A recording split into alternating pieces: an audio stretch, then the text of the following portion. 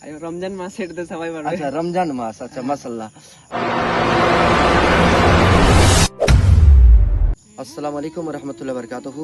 আমাদের মধ্যে উপস্থিত আছে আমাদের আল আমিন, সকলের প্রিয়। মানে আজ সামনাসামনি যদিও না দেখা হয়, কথা হয়, কিন্তু মোবাইলের মাধ্যমে সোশ্যাল মিডিয়াতে যাকে আমরা খুব ভালোভাবে চিনি। আসসালামু আলাইকুম। ওয়ালাইকুম আসসালাম ওয়া রাহমাতুল্লাহি ওয়া বারাকাতুহু। আচ্ছা, ভালো আছো? আলহামদুলিল্লাহ, অনেক ভালো আছি। আচ্ছা, পুরো নামটা একবার বলে দাও। আল আমিন মোল্লা। আল আমিন মোল্লা, মাশাআল্লাহ, আলহামদুলিল্লাহ, খুবই সুন্দর নাম। যে নামে সকলেই পরিচিত আর কি, সকলেই জানে আল আমিন মোল্লা।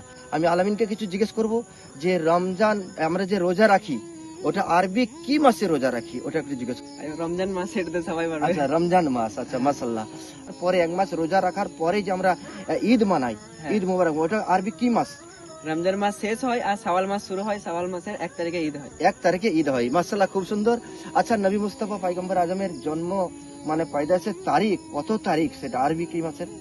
12ই রবিউল আউয়াল। 12ই রবিউল আউয়াল, মাশাআল্লাহ, খুব সুন্দর হয়েছে, আলহামদুলিল্লাহ।